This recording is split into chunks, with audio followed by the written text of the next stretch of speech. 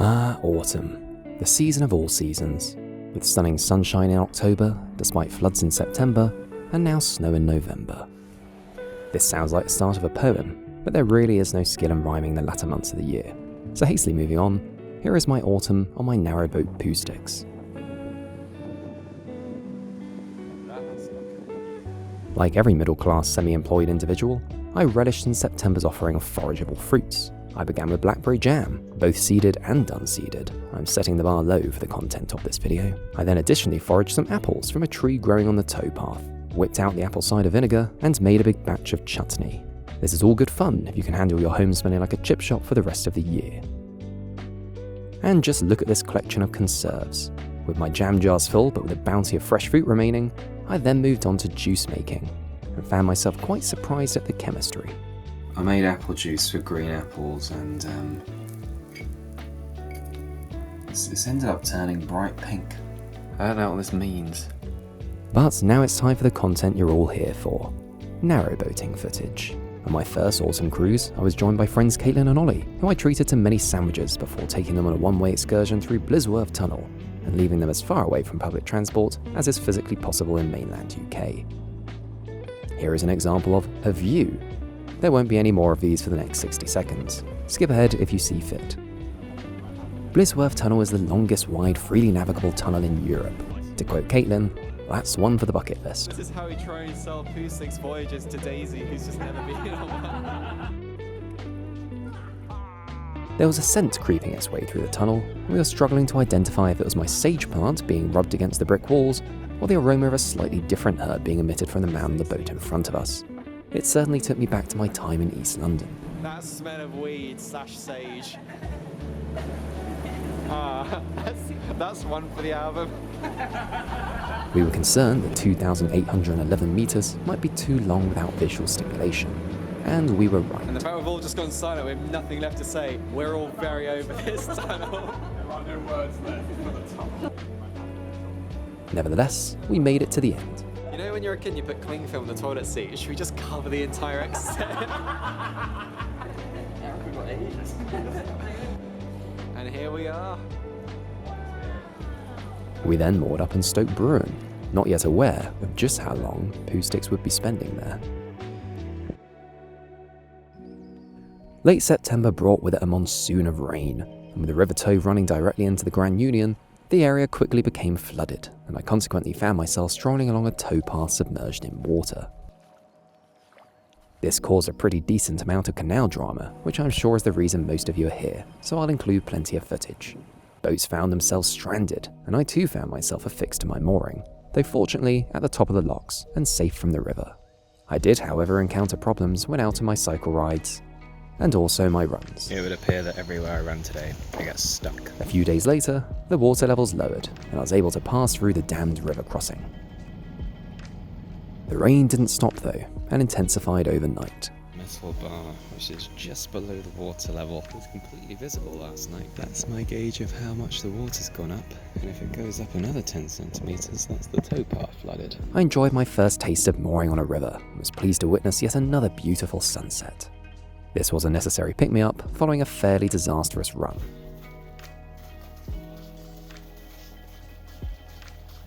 Well, I was meant to be running a half marathon today, but I got to 15k and I've now decided better of it.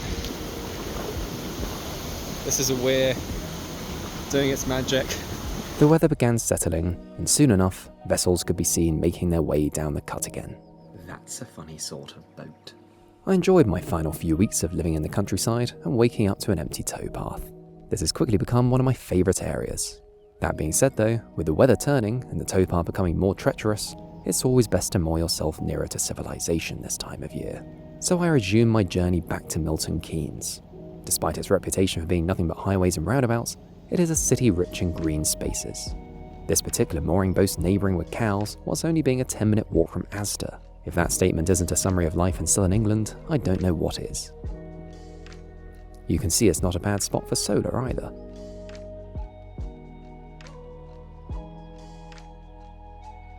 Having spent slightly too long in my own company, I was delighted by the presence of my friends Sophia and Billy, who braved the roundabouts and brought along their absolute stud of a dog, Hector.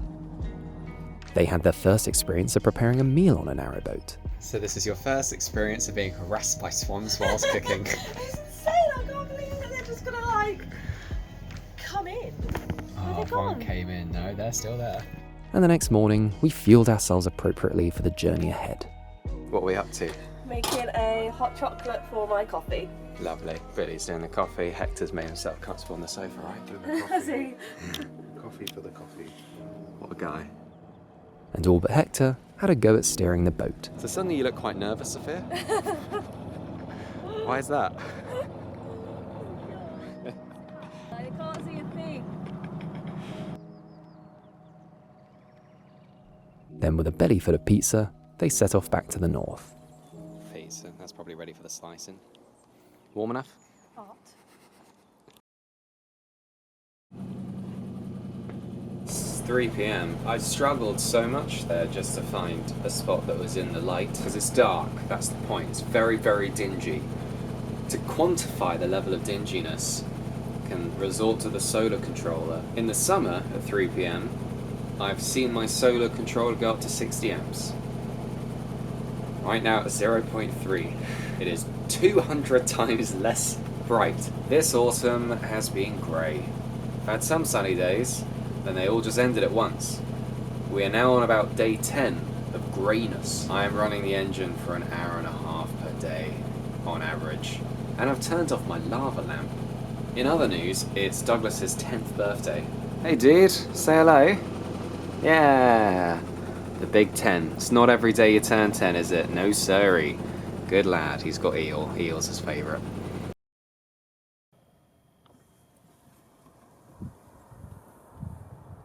"21 amps. It's not a triumph, but at least I'm not running the engine today." I say this. I have a friend's coming, so I will be running the engine because we're going to go to the pub. Autumn can be very lovely when the sun actually decides to shine. It is, however, too hot because I lit the fire because it was 10 degrees in the morning. Now it's 26. Big whoops. The aforementioned friend is my good pal Flo.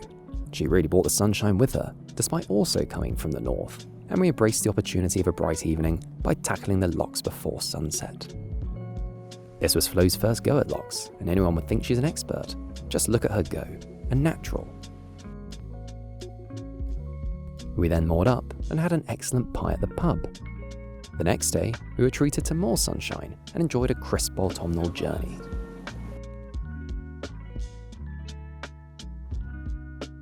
We then moored up in Leighton Buzzard ahead of the weekend events. Upon examining the winter stoppages ahead of my off-season travels, I stumbled upon a towpath closure in light of a half marathon taking place along the canal. Naturally, I signed up and moored poo sticks along the route. I steamed through until the halfway point, where the course took a sudden turn, and everything got very hilly and very muddy. That being said though, with friends, family and poo sticks cheering me on at kilometre 17, I was able to make it to the finish. Following this ordeal, I rewarded my friend Daisy with her first ever voyage after all of this time, and was joined by seasoned regulars, Caitlin, Joe, Carla and Harvey.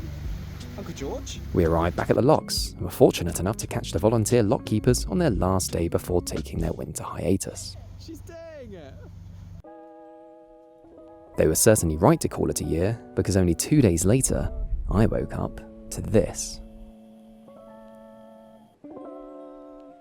I decided against braving a journey on this day, with the boat and the lock gates inevitably being a little bit slippery for responsible solo boating. I wasn't even able to take my rubbish out, with it being stored on the canal side half of my roof. I didn't fancy the risk of taking an accidental plunge into the ice-cold water. I did, however, brave cleaning my solar panels, and was rewarded with about enough solar to run my fridge. Though in this weather, you may as well leave your perishables outside. The adverse weather was no match for the fuel boats though. Utter heroes. The next day, the ice had migrated to the inside of my windows, something which doesn't usually happen until December, but the sunrise on the other side certainly lessened the trauma. I was ready to set off and tackle my final lock of the year. It is hard to believe that just yesterday this is all snow, and now it's bright sunshine and green grass again. Still pissing cold though.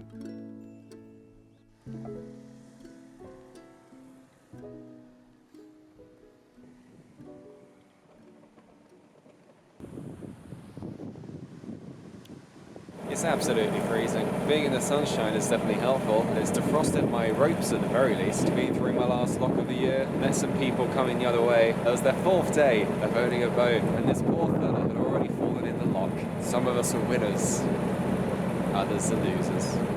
This was a very chilly week as November goes, and I continued to wake up to snow. To my relief, the canal had remained liquid, because I had a very important journey to make. It is now goodbye canal for the next 6 months. This view out the side hatch is going to be very, very different from now on. Sad. This one's cozied up. You're going to miss the canal, aren't you, buddy? With a prolonged period of time away from home on the horizon, Pooh Sticks was leaving the water for a while. I set off to the boatyard, and it didn't take long to find the crane. It turns out this is something of a one-out, one-in situation. There is nothing more horrifying than watching your entire home suspended in midair. I say that, there's significantly more horrifying circumstances you can find a narrowboat in. This, in hindsight, was fine. But be that as it may, I was relieved when she was placed down on her home for the next 6 months.